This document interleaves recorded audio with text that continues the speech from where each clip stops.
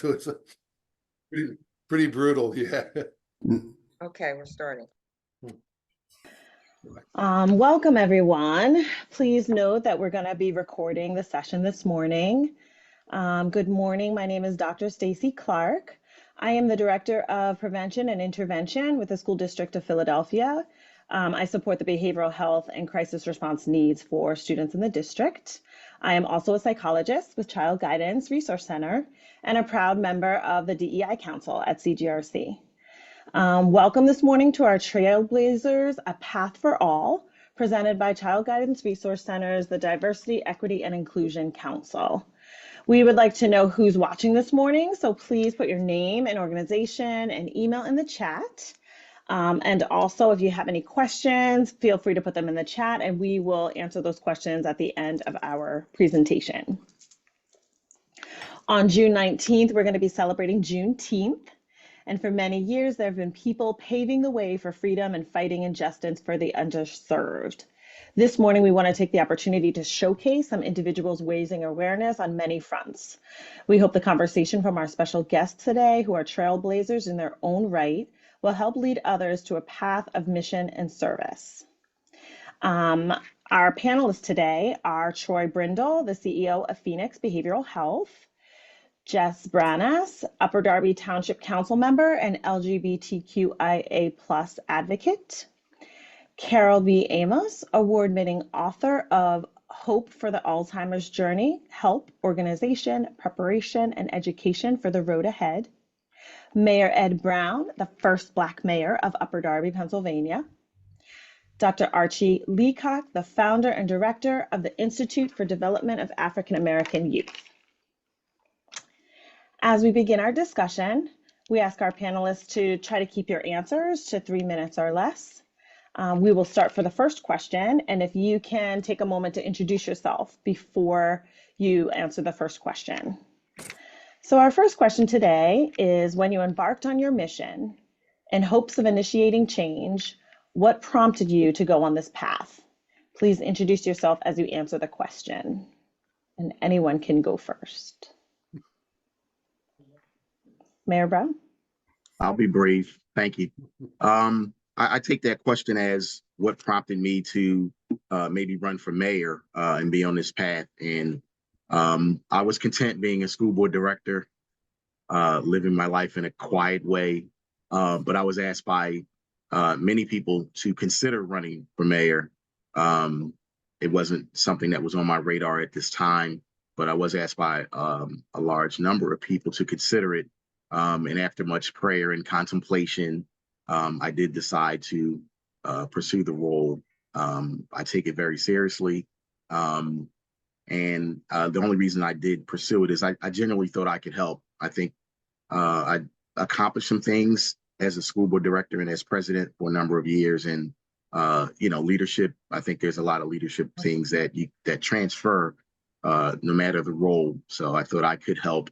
And I'm several months in, and I'd like to think that I'm making, good decisions and doing a good job. So I'm looking forward to the journey and making a positive impact on the quality of life of all of Upper Darby. Thank you. Thank you so much. Mr. Brindle? All right, I'm up. So my name is Troy Brindle. Been a resident of the Haverford community for 25 years, I guess. I've had the privilege to serve as the National Chief Executive Officer for a large provider across 10 states. I was also the Vice President of Behavioral Health Integration for Refresh Mental Health. That was a company that actually purchased my practice that I own called Springfield Psychological. We sold the practice in 2019. I stayed on for 2 bridge years and then went on to work for the company that bought my company, which was fun. I've had the privilege of serving on the national board for NASW, also for NACSW, and also founding the clinical care committee for the state.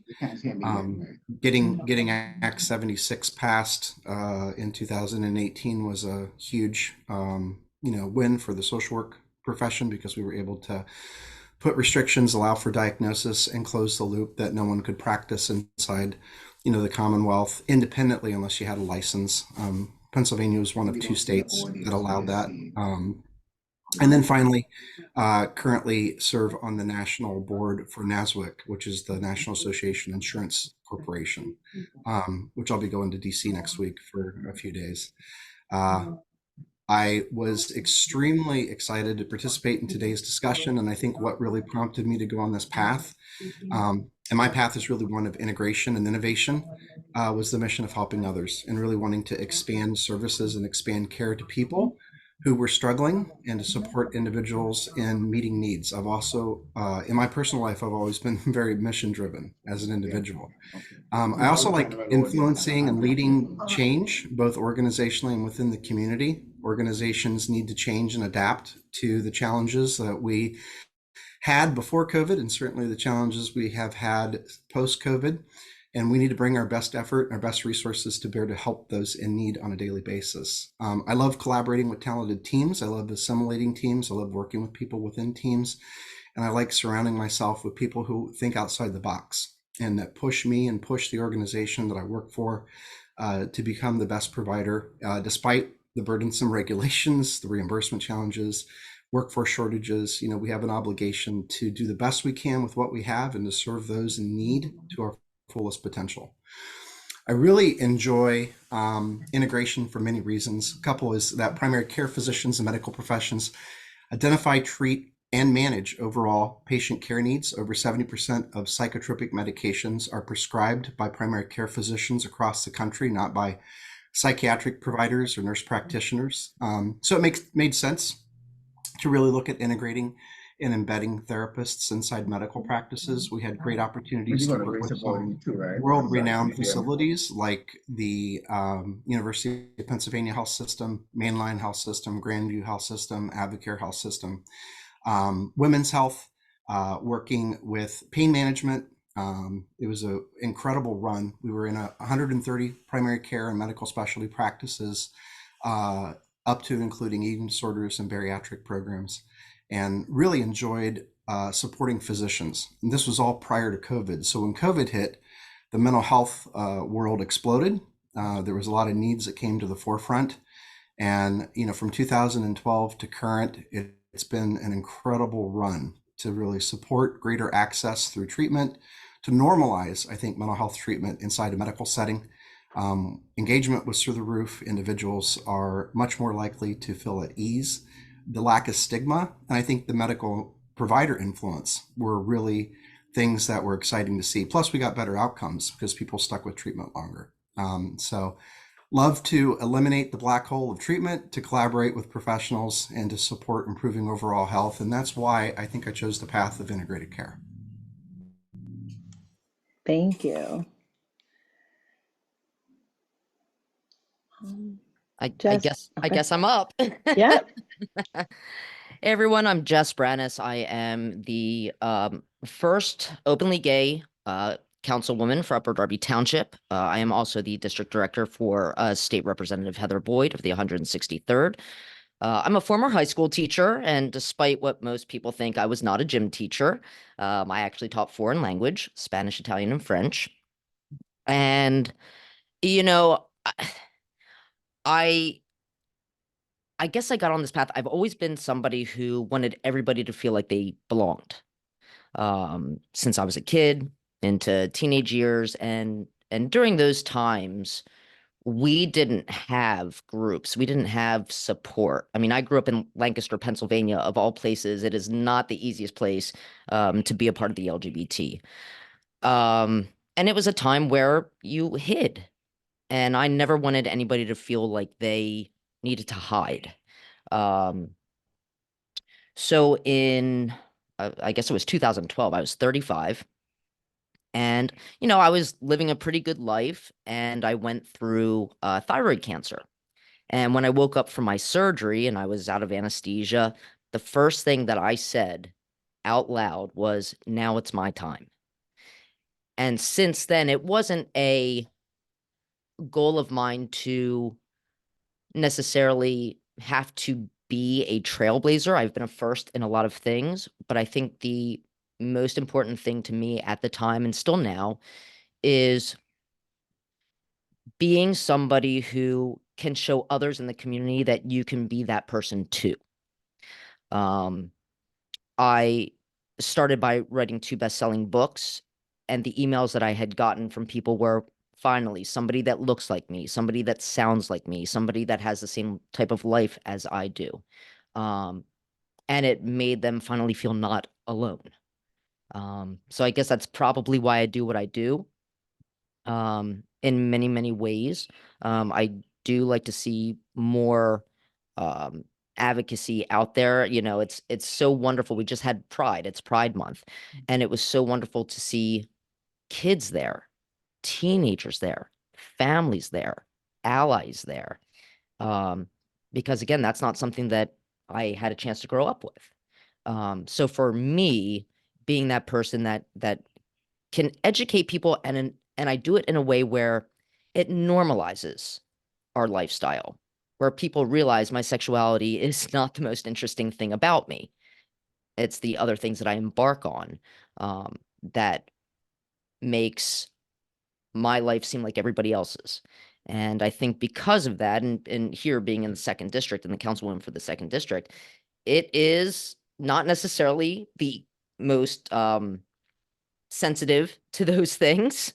But because I just keep it as this is my life, it's an everyday thing. It's not something that that I'll change, but it's not something that is the most important thing to me. I think it allows others who are not part of the community or maybe fear the community or don't understand the community or even hate some of us in the community actually can finally open up those conversations. So you know, I mean, I guess as a former educator, it's my job to continue this path because in the way that I get to interact with people, in a way, it educates them.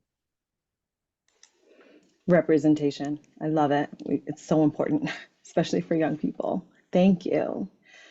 Carol Amos? All right. I'm originally an engineer, and it brought me to the Delaware area. And my brothers and I cared for my mother, Elizabeth Boyd, for over 11 years. She was in Cleveland. My brother Ron was in California. My brother Mike was in Cincinnati, Ohio. And we worked with her doctors for a diagnosis and a treatment. And her doctors identified community resources that helped her remain in her home. But it was really it was difficult being a remote caregiver. So we had a social worker visited regularly and a nurse who helped with medications. But and they were our eyes and our ears, but you know, we weren't there. You know, we would go there, you know, one of us would be there at least once a month. So a year later, in 2004, we moved her to assisted living in Cleveland. And then in 2005, we moved her to memory care here in Delaware, where she passed away in 2014 at the age of 94. But throughout this journey, I was really blessed to have my 2 brothers and I all working together to provide the best care for our mother. So based on this experience, I wrote the book, Hope for the Alzheimer's Journey, Hope, Organization, Preparation, and Education for the Road Ahead. And although I wrote this book based on my experience with my mother who had Alzheimer's, about 80% of the content applies to any caregiving situation. It introduces the caregiving principle that helps caregivers have a less stressful, more rewarding journey. And now I'm also caring for my husband who is suffering from Alzheimer's disease. So to answer your first question, I learned a lot during my 11.5-year journey with my mother. And really, caregiving is like any other job. You have to have training. And being an Alzheimer's caregiver is really overwhelming because it takes a physical toll as well as a mental toll. You know, in some instances, families find out there's an issue because there's some incident their loved one does. And then it just, you know, everything just sort of raises to sort of an emergency situation. So I wrote the book Hope to give people a good starting point for their journey. And I also had some aha moments that led to the development of the caregiving principle. And it basically states that the needs of a loved one minus the needs that they can provide for themselves equals what the caregiver needs to do. You know, whatever the person can't do, that's what the caregiver does. It provides a framework for the role of the caregiver. So often when we speak about needs, most of the time in the medical profession, we're talking about activities of daily living. That's the need to eat, transfer, toilet, bathe, dress, and eat. But I quickly realized that my mother had more than just these needs. I defined my mother's needs based on Maslow's hierarchy of needs. So it looks at my mother as a total person instead of a person with an illness with some basic needs. So she had a need for safety. She had a need for social. She had a need for self-esteem. She had a need for self-actualization. So the activities of daily living are basically allows a person to survive. But thinking about my mom as a total person and meeting these additional needs helped her to thrive and have a better quality of life. So we really have to stop defining people by their illness and disability and look at the total person. That is wonderful. Thank you. And Dr. Leacock? We are talking today about how you embarked on your mission and what prompted you on this path. And if you could introduce yourselves as well.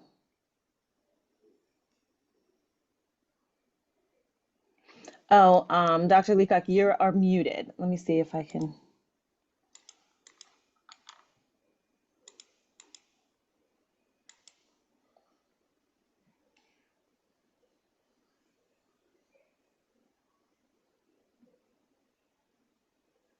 The unmute is usually all the way to the left on the bottom. Yep, there you go. Much better. Yes, thank you. Dr. Leacock, go ahead. Yeah, that's one of my staff members here helping me out.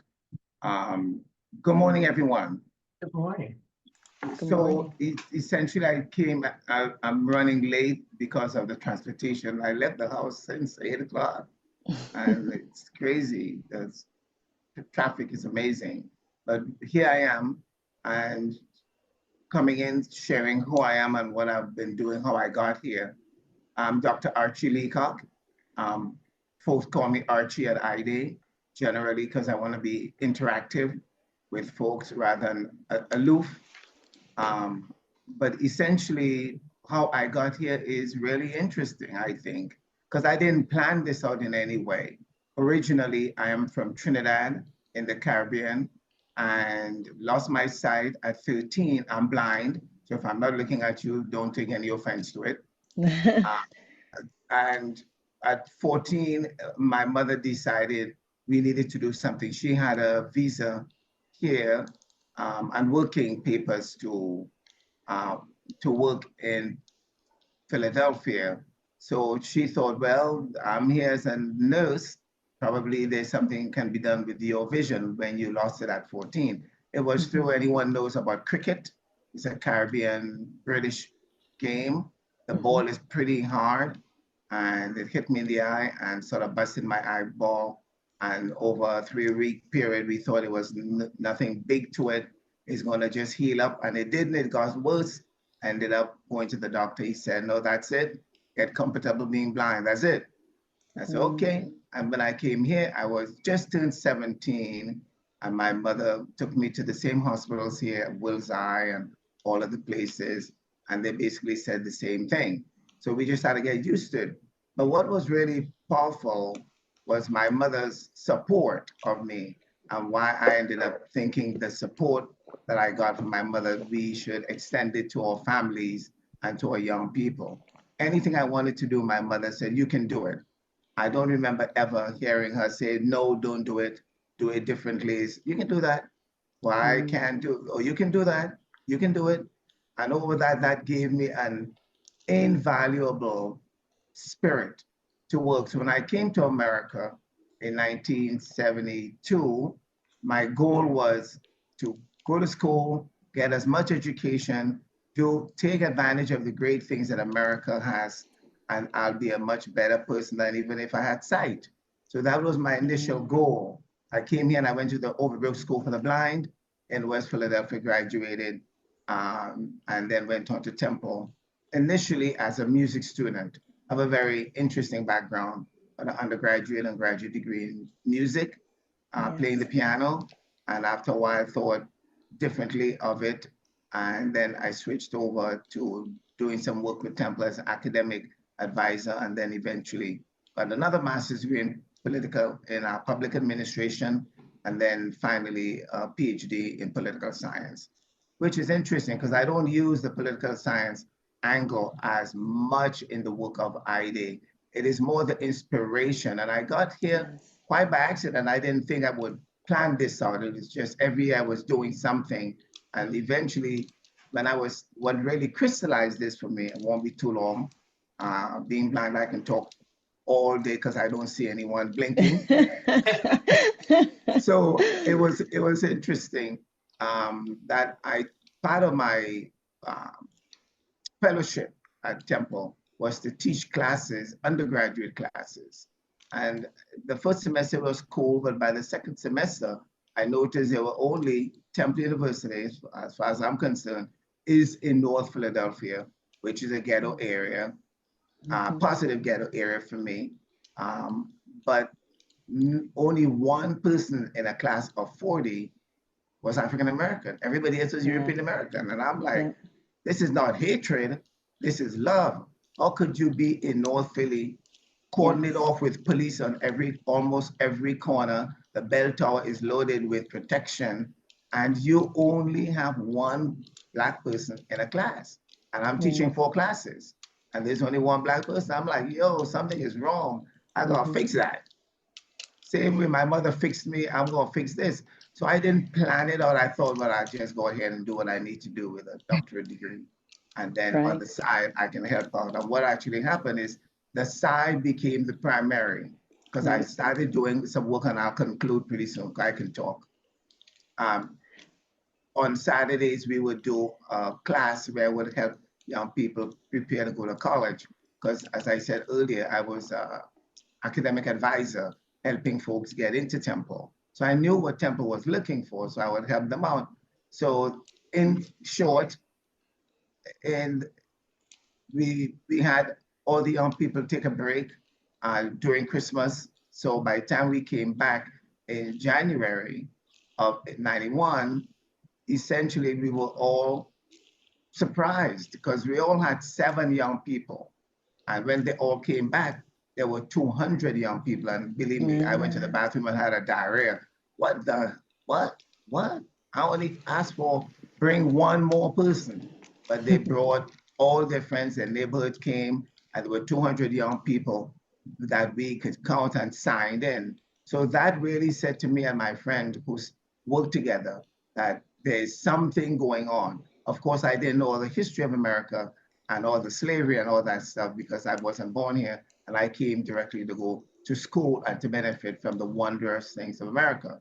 But once I got started and studying this and looking at it, I really saw, okay, there's something that can be done. If a blind guy can do this, and I can go climb, the trails, the Appalachian trails, and go all over the country and do what I need to do.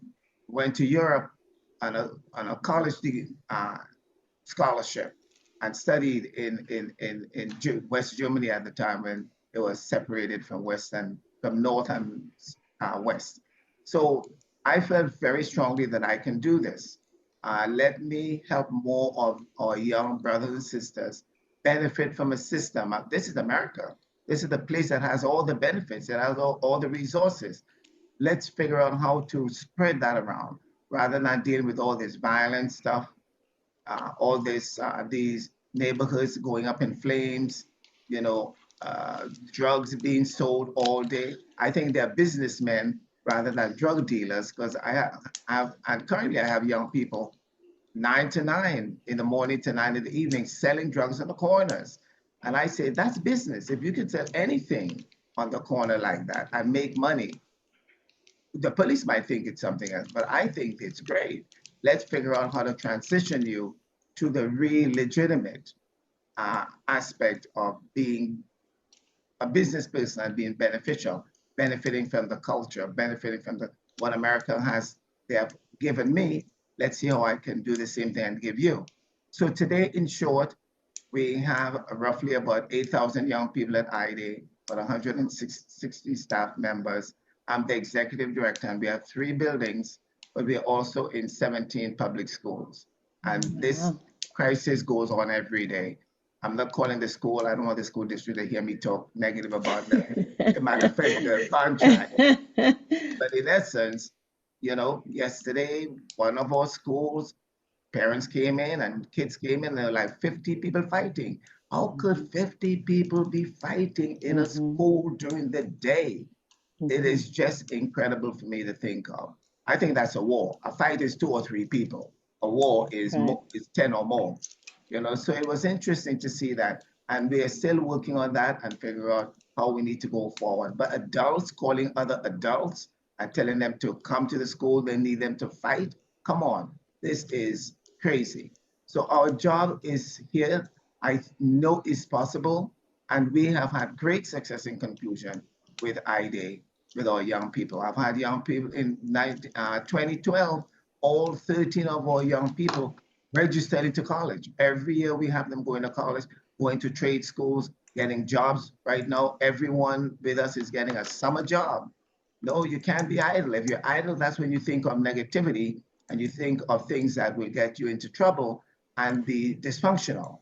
So we are really determined with the staff we have that young people are to be kept involved. And I like her in conclusion, I like the mayor that we now have because I know her and she is cleaning up neighborhoods and creating more opportunities for young people. We need to do it. This is America. If I can do it, they can do it. Thank you. Thank you. I love your arts background. I have a bachelor's in dance, so I'm all about how arts can shape us as humans. So thank you so much, Dr. Leacock. What a pleasure. All right. So our next question, and this is open to anyone who, wishes to answer. In your respective areas, what obstacles have stood in your way while becoming a trailblazer?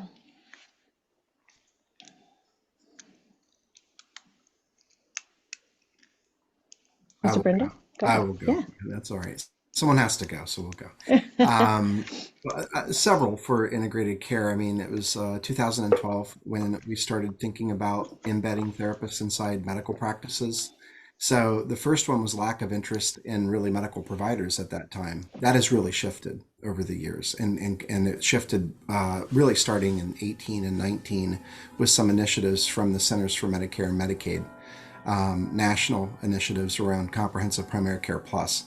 But in the beginning, it was really difficult to get medical practices to want to have behavioral health services offered inside of them, especially as an independent, group practice. So that was the first barrier. Thankfully, we started with pediatrics, and pediatricians were super open and super excited about having mental health services offered to children and families inside the setting. So we started actually in Broomall with Broomall Pediatrics in 2012, and they were really the pioneers with us to expand services. Stark law and anti-kickback statutes needed to be addressed in the medical world. There are stark laws and anti-kickback that you have to be kind of leery of. So there was a lot of meetings with lawyers, a lot of meetings with, systems. There was also the challenge of space. A lot of medical providers really maximize use of space.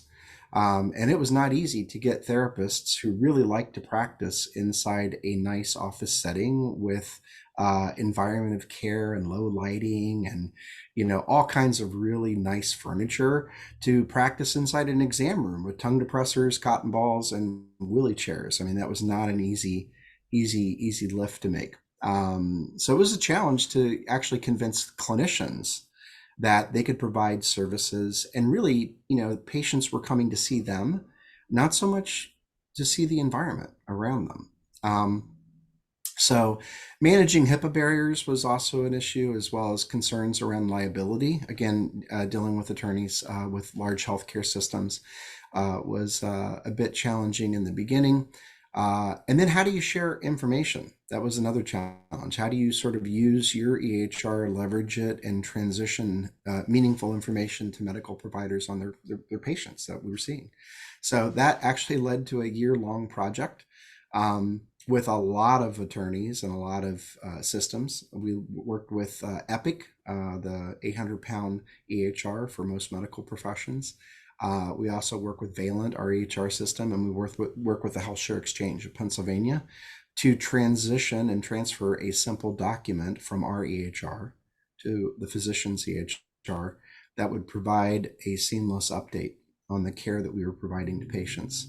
And then finally, the capacity to really focus on equal access. As a non-Medicaid provider, we were not in a position to treat Medicaid. So part of the fun story here is I reached out to Child Guidance Resource Center years ago, spoke with Brad Barry and spoke with Andy Kine-Rubin, and we innovated. We were able to come up with a creative approach where Child Guidance were supporting Springfield Psychological and being able to see clients with Medicaid. And we did that inside a adolescent group home in Eddystone very successfully. And that was a great partnership, and also something that created, I think, lessons learned to both organizations. So, and it was wonderful for me to work with Child Guidance, who has a strong reputation as a provider, and just incredible people as a part of it. So I'll end with that. Great, thank you. I'm gonna follow Troy on this one, if you guys don't mind. And Mayor Brown will probably attest to this, but one of our biggest obstacles was time. Time and energy to get where we are. But in this type of situation, especially over the years, there's been so much of a divide between people. And I think a big obstacle, no matter what anybody does or is pursuing, is remembering who you are. Because sometimes it's more some people think about the grinding aspect of it, and they lose their focus on who they are and why they're here. They may get self-doubt, they may lose confidence. Sometimes they may want to give up once in a while. But when you really focus on the type of person that you are and what you have to offer, and allowing yourself to stay on track with what affects all people. I mean, in our positions, all people are affected by public safety, one way or another. All people can be affected by a job, by something like COVID, and keeping that focus, especially when people are starting to ask you questions about topics or issues or their belief system, and try and kind of put you down that rabbit hole. So being able to stay focused and on track in order to say, this affects you and it affects me too, and keep it in a humanistic manner, I think is one of the hardest things to stick to when you're achieving some sort of pursuit. Thank you. I appreciate that. Go ahead. I'll go next if that's okay, and piggyback on Councilwoman Brandis's eloquent statement. I think one of the obstacles that I face, or we face, as a government, is people's resistance to change. I think they are, things have been a certain way for a long time, and we have different standards and a different way of governing, I think. And we have a different level of accountability and transparency that we would like to put forth. And people want, it's hard for them to hear something other than what they want. So it's like they'll try to convince you to get to a yes. If they hear something different than what they want, they consider that a hard no. So that's, they're not used to that. So that makes our jobs a little bit more difficult. But luckily for, I think, the township, I'm an eternal optimist. So I that's my philosophy on life, and I use that in my professional work environment. I serve as an engineer like Carol Amos. I'm a cybersecurity engineer, and that's one of my capacities that I serve in. I work for a defense contractor, and I also serve as mayor. But I think and they're very different roles, obviously, but a lot of commonalities in how leadership is done and how you treat people and respect and accountability. All those are common themes that I carry in no matter what hat that I wear. But I think people's resistance to change is an obstacle. And I consider the obstacle a temporary challenge that we have to overcome. So that's the way I think of obstacles, as temporary challenges right now, and we'll get to a better place. So I look forward to that challenge. I'm excited every day I get to go to the township and serve as mayor, or go to different events and work with talented, very smart people like Councilwoman Brandis. That really motivates me and excites me. And I think the future is bright for Upper Darby. Thanks. Yeah, and what a tool to fight resistance, using optimism, right? That's like a great tool to use against resistance. So that's wonderful. If All I right. can, Go ahead. if I can add to it, certainly obstacles are temporary. Temporary once you are measuring time and sometimes hundreds of years, because with all young people that we work with, their parents, there's a whole history of what has happened with them since it initially came to this country in 419 or more years ago. Yes, we have been making changes. We are now celebrating Juneteenth. Certain things happen over the time. We have certain civil rights, things have happened.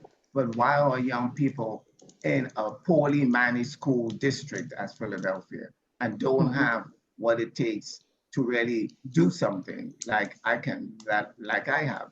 I worked in Montgomery County. Those young people, they were as sharp as heck. You come to Philadelphia, they want to fight you rather than being mentally sharp. So I see obstacles as structural. And another word I use for that is policy.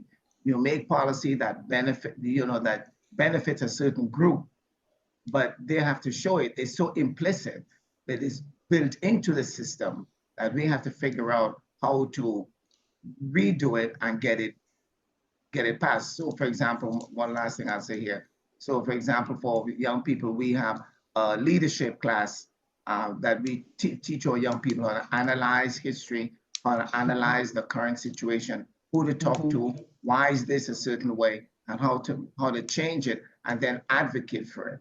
There is a real structure that needs to happen if we are going to go after obstacles. And that obstacle essentially is what has held our young people back. And I can tell you, I've been to homes with our young people. And of course, in the beginning, parents will shout, "Oh, you're blind, you come into my house, you can't do nothing," or "I can't do it, just let me work with you and your son."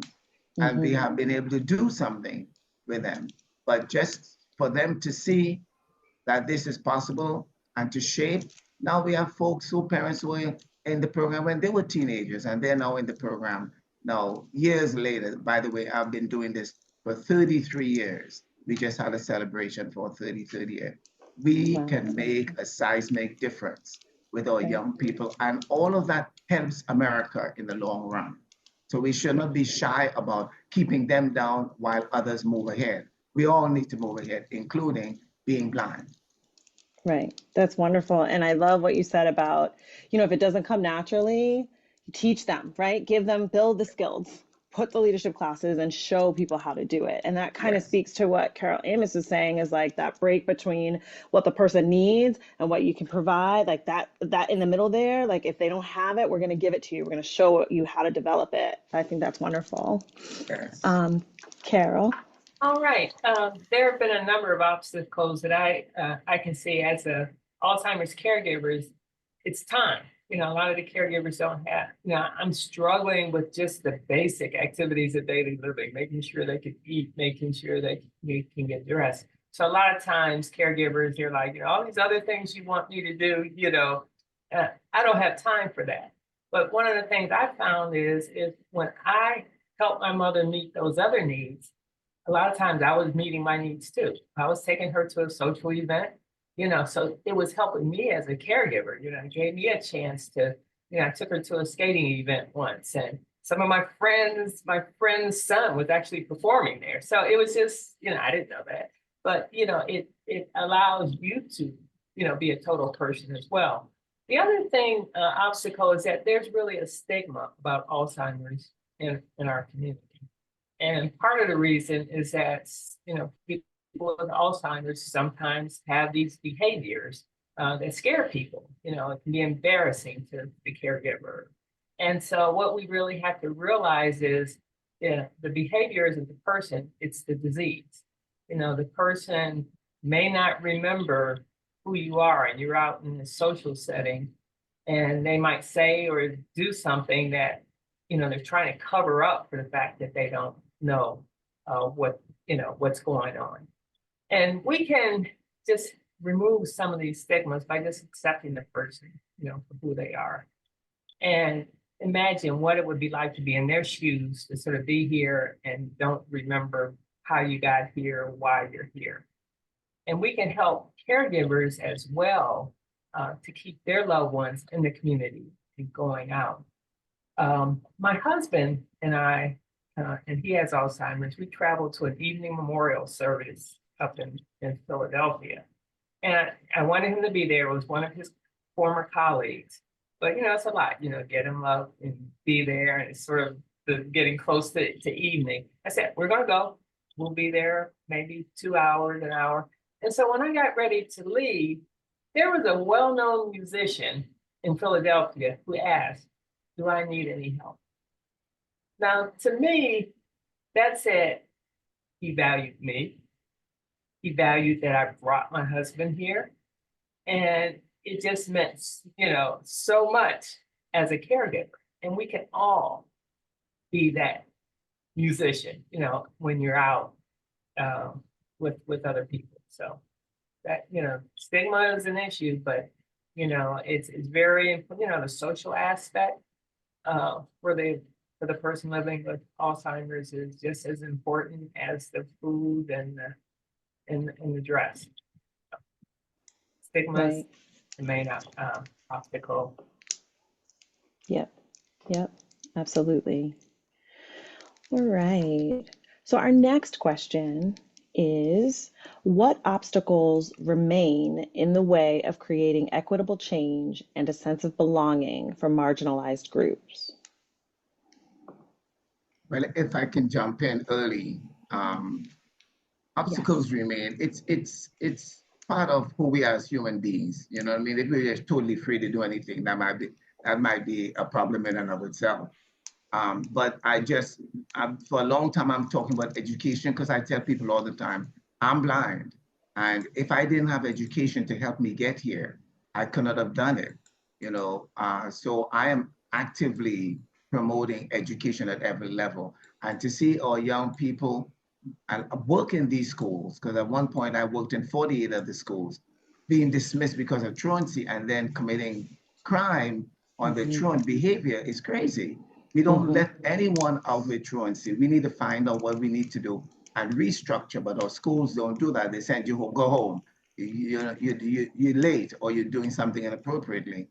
But what I try to help the understand is education, and just to see that our state court finally says that education is indiscriminately,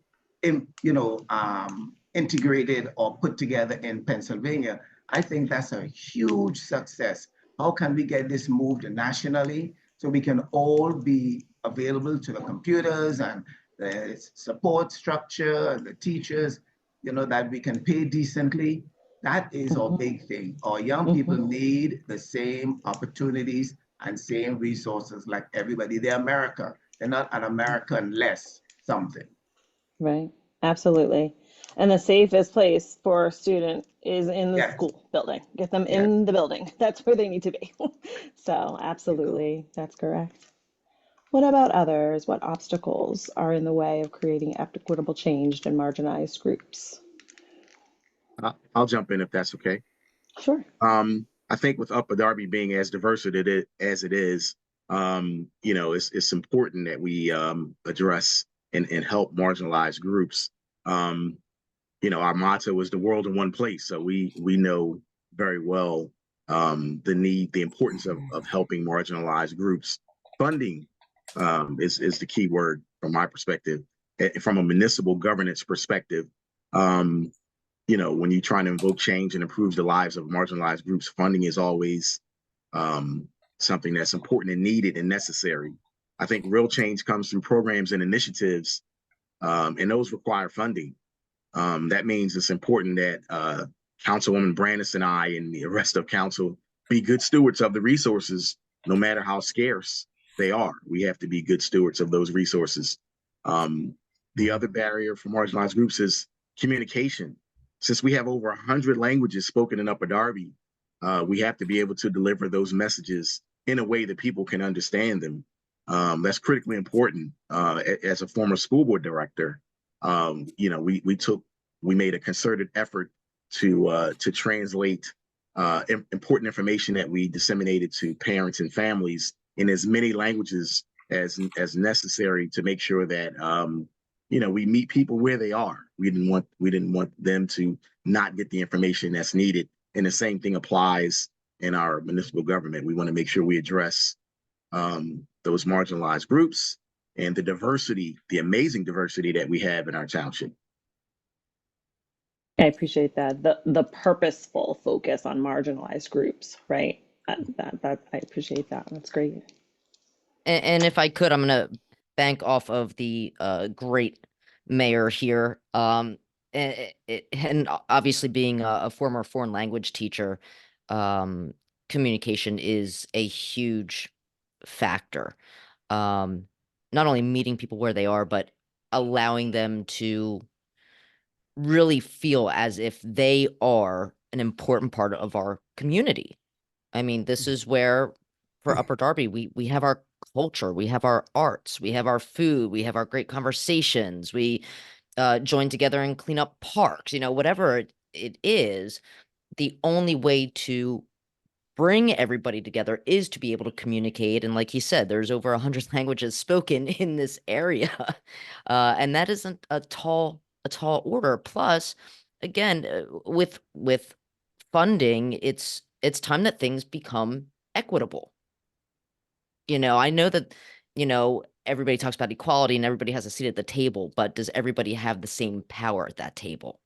And I think that's something that the mayor and I and many of the others on the council and in the administration want to make sure that we do. I say once we can meet the needs of those people who are less at the table, we're doing something. Everyone has to move forward. That's right. That's right. Thank you, everybody. Did I get everybody? Did anyone else want to speak to it? Go ahead. Well, June is Alzheimer's Awareness Month, and I wanted to share some statistics. African Americans are twice as likely to develop Alzheimer's disease as white Americans. Persons of Latino descent are 1.5 times likely to develop Alzheimer's disease as white Americans. So social determinants of health is really a major contributor to this disparity. If we look at healthcare quality, African Americans sometimes aren't even given a diagnosis. They go to their doctor and they don't receive a diagnosis, or they're diagnosed later in a later stage of the disease. And then African Americans are disproportionately have more of the risk factors for Alzheimer's disease, such as diabetes, high cholesterol, high blood pressure, and obesity. We need to work on reversing all of these chronic illnesses. But we have to consider things like economic instability. They cause a person to not be able to leave work and go to a doctor's appointment, or the caregiver may not be able to take it, or they have to deal with co-pays, or they don't have insurance, at all. And we also have to look at, access to nutritious food. Many of the current studies, including the finger study, reported that a nutritional diet, physical activity, cognitive training, and social activities, as well as management of heart health risk factors, protect older adults from cognitive decline. So many of the Alzheimer's protocols focus on nutrition, primarily plant-based, organic, low carbohydrate, low sugar, with some healthy fats. But these foods may not be available in all neighborhoods. And these diets restrict many of the staple or comfort foods that we've come to love as a community. Things like fried chicken and potato salad and macaroni and cheese with sweet tea and pound cake. But we have to make some, yeah, but we have to make some changes. We have to look forward. We just can't just eat and be happy. We want to eat and be healthy. And education may prevent a person from even asking the doctor, okay, what's going on? I don't understand what you just said, or should I take this medication? It can be intimidating for a person to go in there and ask the correct question. And then we also have to consider neighborhoods and living environment. Toxins contribute to Alzheimer's disease. Living near industrial sites or farmland or railroad tracks, major highways, landfills, all of that pollute the air that we breathe. So, and older homes may have lead paint, water damage around windows and plumbing can be found in any home, any neighborhood. And then we have lead, plastics, and other toxins in most of our drinking water. So we have to systematically address all of the social determinants of health so that we can reduce the burden of Alzheimer's. Great, thank you. I love that. I want to piggyback off of what Carol was saying because, I like reframing that as unmet basic needs. I know the terminology is social determinants of health, which we embrace that terminology. But really, 60% of health outcomes are negatively impacted by social drivers of health. Carol did a nice job listing many of them. Unmet basic needs, housing, transportation, education, access to care. Rural communities struggle with access to care a lot more greater. It's harder to find the quality providers or even access to good providers in central Pennsylvania or in the center of anywhere, versus outside of, cities and communities. I think the high costs of care is another barrier. Underinsured or not being insured at all. Competent care, culturally competent care. We have a long ways to go to continue to increase diverse services. Very much what Ed was communicating, the sustainable funding is critical. And embracing core competencies that can effectively engage marginalized groups, whether it's specific populations or areas or, geographic domains within our country. We have to really kind of focus on how do we provide the best access to care that we can in the midst of a broken healthcare system. Yes, great, thank you. If I can just add a piece to this, which is interesting conversation, by the way. What I equally tell our young people and their families is not always the marginalized, but even those who are talented, those who have the ability, those who are benefiting the top 10% in America. We need to talk to you. We need to get you to understand what's going on, and we need you to make your tax donation.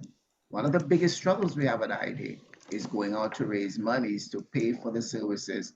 Before we couldn't get any of the money from the government. Now we're getting dollars with 100 clauses, to it conditions.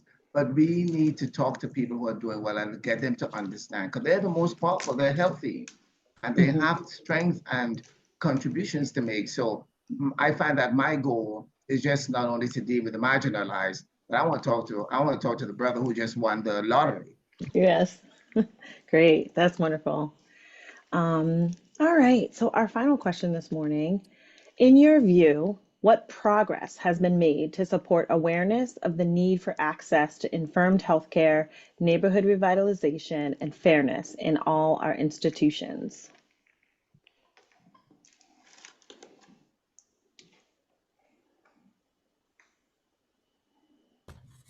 I'll get started, and Okay. And I would like to talk on informed healthcare because I really don't believe there's been a lot of progress made in that area. When my mother was diagnosed with Alzheimer's. We really sort of had to fight to get her on Aricept because they said, well, she doesn't have the clinical definition of Alzheimer's, you know. And back then they said, well, it delays the progression of the disease for 6 months. So we were like, okay, I want to do that. But now they're saying, well, it really just helps with the symptoms. And then when my husband started having memory issues, you know, we went to the doctor and they're like, oh, you know, they really had nothing for him. They said, well, diet, exercise. Well, he's already going to the gym and in a golf league, and he was eating fairly healthy, you know, fish and salads. And so it was like, okay, I'm leaving and I don't have anything I can do for them. So that's the biggest thing that I see. And we have like families and primary care physicians. They're really our first, you know, line of defense, as someone mentioned. You know, they're out there. But many primary care physicians really don't have training to properly diagnose or rule out other causes or to recommend lifestyle interventions or treatment. So fortunately, there is an ADAPT Act in our legislators are working on, and it basically provides primary care physicians and their staff with some level of training, education, so that they can properly diagnose Alzheimer's in a timely manner and provide caregivers with a plan of care. So that will be huge because most of the time, you know, and I recommend, you know, when I'm doing presentation, don't go to your PCP. You can start with them, but you have to go somewhere else. And the other places will look at things like, you know, medication overload and, you know, your hormones and vitamins and sleep apnea. So, but, you know, I think to get in University of Pennsylvania's center, I think there's like a 2-year wait, you know. So, you know, in 2 years, you know, the progression of the disease is, you know, it's going to run its course. So, but we still have to do a lot in that area. Yeah, I mean, you say it for Alzheimer's, but it's true on the other end for children with autism, right? You want to go to a developmental pediatrician, your child is 2, you have concerns, there's a 1.5 year wait. Well, we all know that in a 1.5 year for a 2-year-old with possible autism, I mean, that's everything, right? And so how can we access those specialists? And that's what Mr. Brindle was saying too. How can we, I mean, we might be able to get a primary care, but how do we get the people who know the best, who can give us the best? We want the best for our loved ones and ourselves, you know, we don't just want the like, right, the run of the mill. So yes, like, thank you. Others? I'm gonna jump in. I want to be optimistic about this. You know, I'm gonna couch this with whatever I say. We have a long way to go. Okay. so by no stretch have we arrived on the journey. You know, we're still on the journey. But I want to give some props to some things. I would say attempts, and I would say some of these attempts have not fully been actualized yet. We'll just leave it at that, right? So the attempt for parity law and implementation around parity, I think, is a step in the right direction. There's a lot of work that needs to be done with that, but that's a step. Lower cost prescription drug law. There was a bipartisan Inflation Reduction Act that was signed by President Biden that caps some of the crazy costs of medicine, necessary medicines, like insulin, you know, capped at $35 a month, and also a strong recommendation to make required vaccines free and accessible to people. Those are steps, right? They're steps in the right direction. I think there needs to be ongoing negotiation with prescription drug costs for people who require necessary medications to enhance their life, period, or to have a sustainable life. Expanding access to treatment, I think, was seen in COVID. You know, I got excited because HIPAA regulations, both federal and state, relaxed, which actually demonstrated improvement in collaboration and coordination of care. And then, like anything, you know, when the crisis sort of like calms down, we go back to regulations and we go back to tightening up, which I've also seen the inverse of that. negatively impact. So I never thought I could do therapy on, FaceTime. That would never have been allowed. We witnessed a lot of things that we never thought we would see. Some of those things I think would be good to hold on to, to help improve access to care. So we did see advances and still do with telehealth and telemed integration efforts. I think it's a big issue. How do we integrate community service needs inside, provider systems? How do we coordinate and collaborate as a community? One of the things that I'm working on is I'm working on a consultation project in another state right now, where we're leveraging community resources that exist, but they just don't collaborate well. They don't coordinate well. They kind of stay siloed. How do we break down silos and use the resources within the community? Just here in Havertown, there's a lot of resources. In Delaware County, there's a lot of resources. In Philadelphia, there's a lot of resources.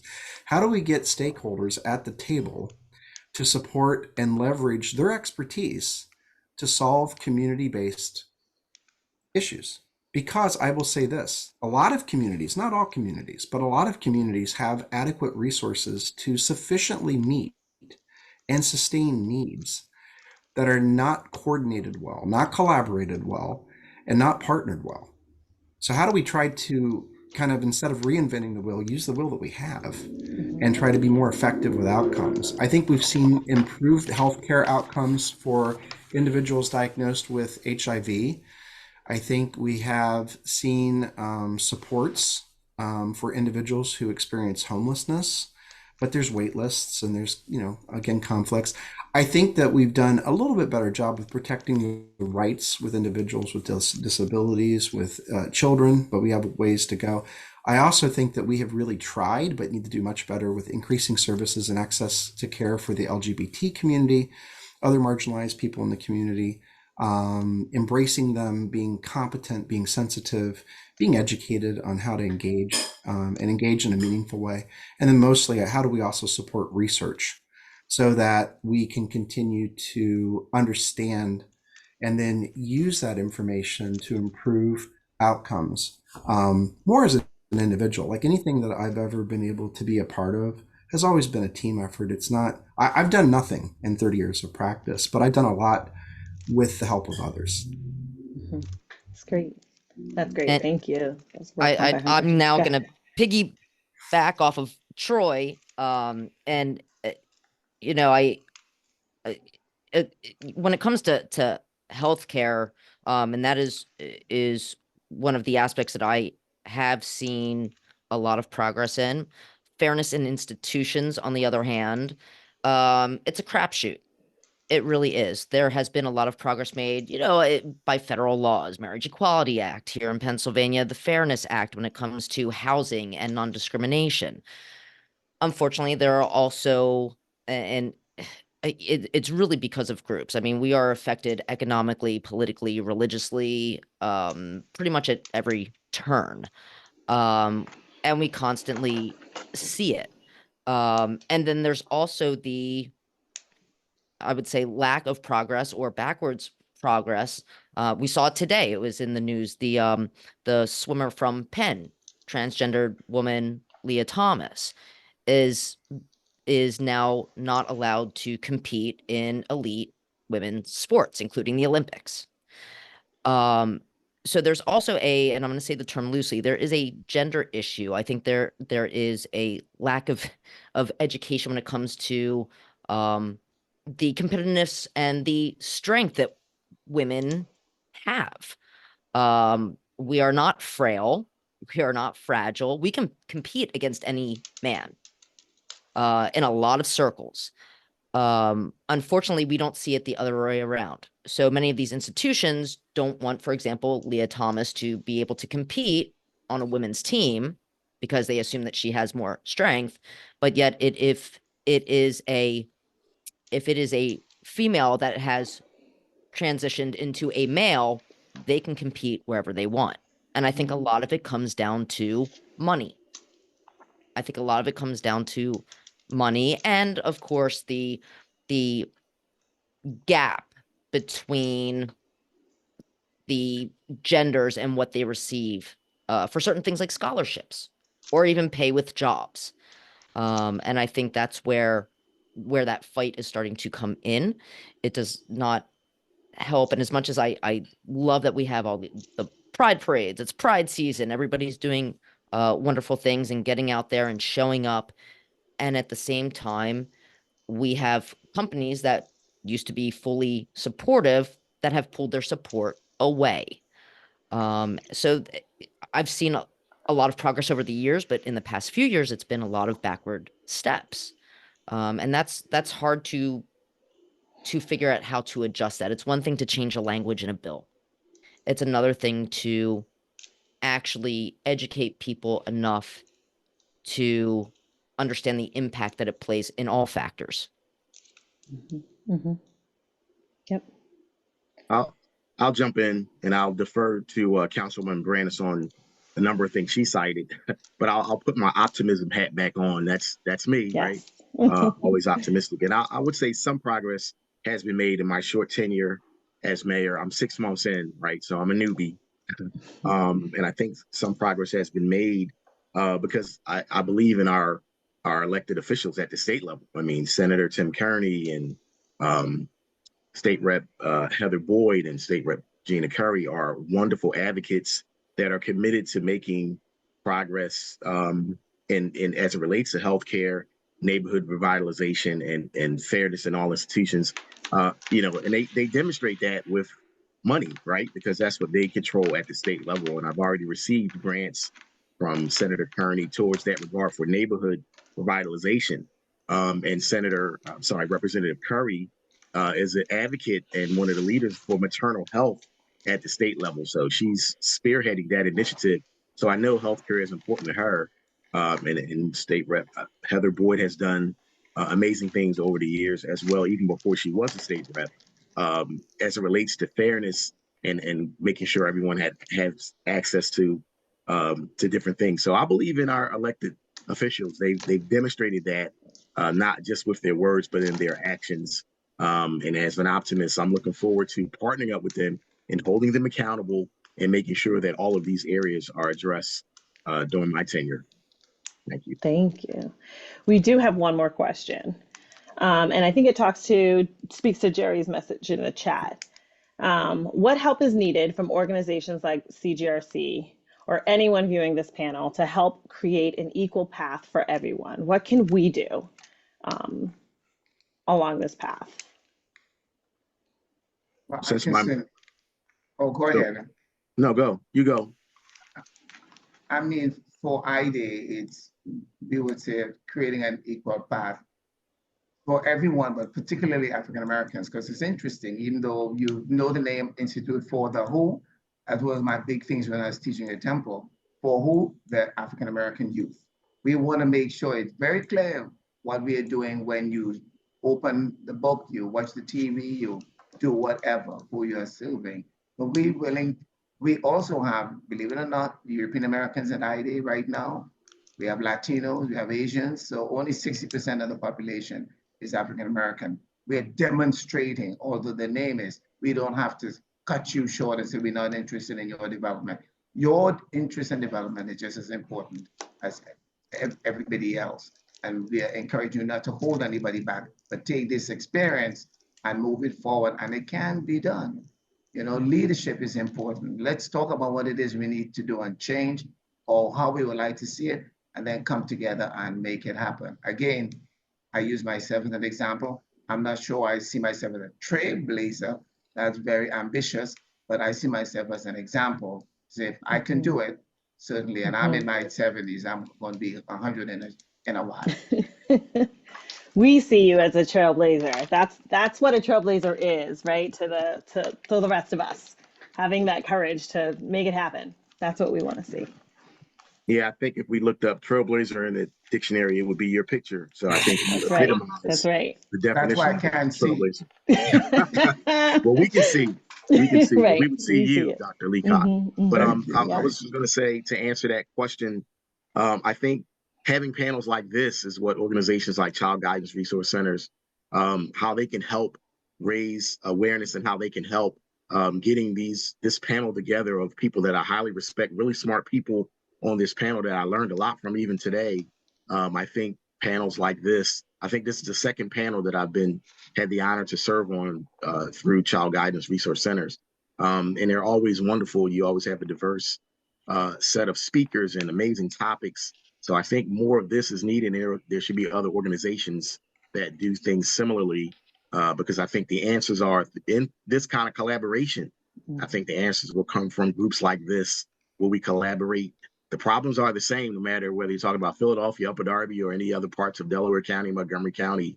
And I just think collaboration, desire, and intelligence is what will rule the day and help us get to a better place. And ultimately, quality of life is what we're all trying to improve. Well said. Thank you. Yeah, congratulations. This is great. I think one of the things that organizations have opportunities to do is to create roundtables that identify and address needs within the local community.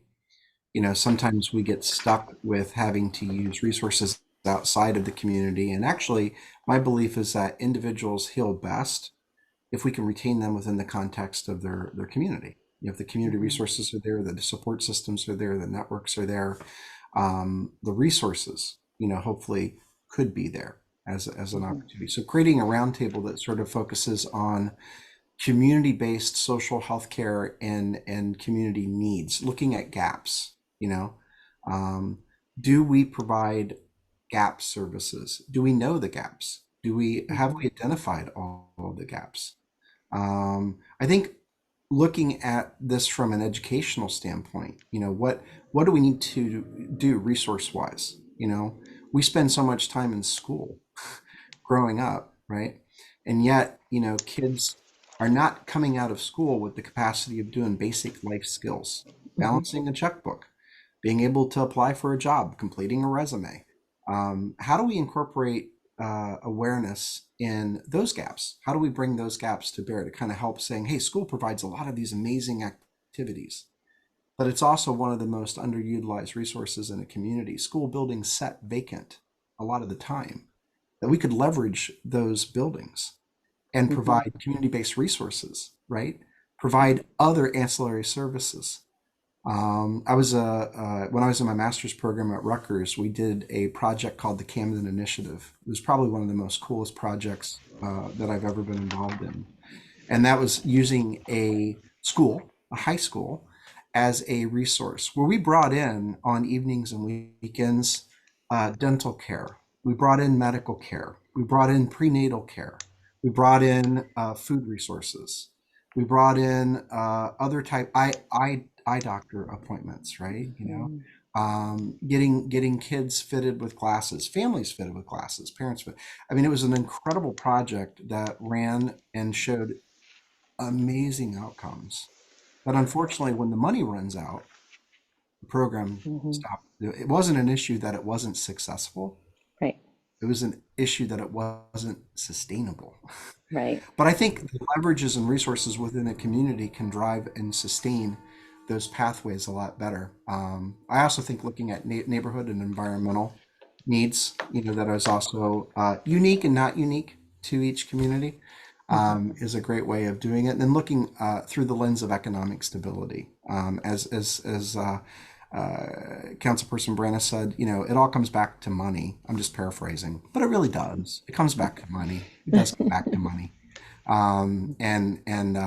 Boy, we find ways to spend money. How about if we find ways to spend money that is effective, that demonstrates outcomes? I see child guidance being an epicenter of being as a community partner and a trusted community partner.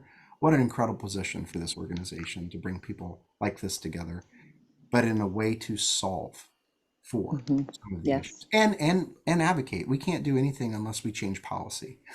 Legislation and legislative advocacy is prime. So yeah, thank you. And I think with that and what everybody has said so far, I mean, it's bringing everybody together. So, for example, I'm a part of an organization called the Global Sisterhood. You get these 100 women in a room, and if somebody needs something, we take all of our talents, We all have different ones. We bring them together and we make it happen. We've helped build irrigation in Africa. We have built schools. We have helped somebody who needed kidneys. I mean, we come to that creative mindset together, focusing on what each person can bring to the table. And everybody has a talent. Everybody has something to bring. So Yeah, if we bring resources together, whether intellectual resources, health resources, just creative resources, when you bring that stuff together, it creates opportunity for other people to join in as well. And that's how you grow. So Yeah. I hope that from, organizations like this, I agree, having these panel discussions out there because it gets people involved. Once people are involved, then they can show what they bring to the table as well. And with that, you can build more programming. But obviously, again, just like Troy said, it comes down to funding. Hmm. Yep, absolutely. So, Thank you. Go ahead. so when I think about my journey with my mother and her dementia, my greatest regret is that my mother's only granddaughter didn't really have the full benefit of having a paternal grandmother. My mother loved her, but she didn't get that, you know, wisdom and insight and those precious interactions that she would have if my mother did not have dementia. And I'm sure some of the children in your program probably has a grandmother or grandfather living with dementia. And so you may want to keep an eye out for opportunities where you can bring those two groups together so that they can interact in a different way. Because a lot of times in the home, the child is more of a caregiver. Go get this for your grandmother. Put your grandmother here or whatever. But Mhm. maybe bringing them together so that they can have some interaction with, like a games day or something like that, where they can just be grandmother and grandchild. Mhm. And then everybody else on the call, my thing is go to the doctor. I talked about diabetes, high blood pressure, high cholesterol, obesity, all of these can lead to dementia, increases your risk. Smoking is another one. Do everything you can to reduce your risk so that your grandchildren will have you. Mm. Thank you for that. Thank you, everybody. This has been a great discussion. Are there any questions in the chat that we should be looking at? well, I just have one other question, which I can also put in Sure. an email, which is where does this go from here? What's the ultimate outcome of an event like this? Are there others to be scheduled or? Mhm. Because I've never heard, child guidance do something like this. So that's why I was so willing to participate. But where do we Yeah. go from here? It's being recorded. Right. Yes. I'm going to pass that question to Jennifer. I know that we've done panels like this before, and I know Jennifer said that this is being recorded and will have a larger audience. Can you talk a little bit about where this panel will be, posted and Yeah, information? absolutely. So after we process this recording, so give us, I'd say 24 hours just to be safe. We'll process the recording. We're going to send it to all of you. You're free to and encouraged to distribute it with any and all of your networks. We will also post it on our social media pages and link to any pages that you have. We have been doing these DEI panels since, oh, did we start in 2020? I don't know. Yeah, honest nodding your head. So we've been doing them for a few years. We've done a number of different topics. We try to relate them all in some way to, children's mental and behavioral health and DEI initiatives, because, that's what Child Guidance DEI Council is about. But and I put in the chat too that we're so impressed by you all. That's why we invited you. And I think I could speak for everyone that we're even more impressed after hearing the ideas and thoughts that you gave today. So You know, I use Ed on numerous panels. I'm going to be asking you all to join us on other ones as well. So yes, thank you. And any questions that panelists or attendees have can email us. I'll put the email, the general child guidance DEI email in the chat. And thank you all again. Thank you. This has been an awesome experience. Thank you. Yes. So Child and Guidance and I thank all of our Trailblazers and all of you for being with us today. We hope this dialogue has given you the inspiration to continue or to start your path of mission and service. Our organization's goal is to host discussions related to diversity, equity, and inclusion throughout the year, and we hope you will join us again. Thank you and have a great day. It's been an absolute pleasure. Thank you, everyone. Thank you. Thank you. Thank you.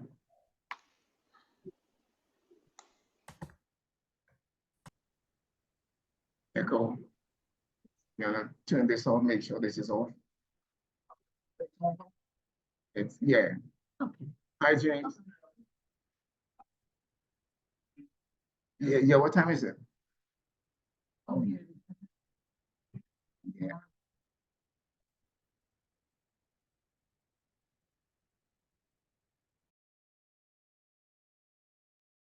Good job, everyone. Do you stop the recording? Yes, please stop.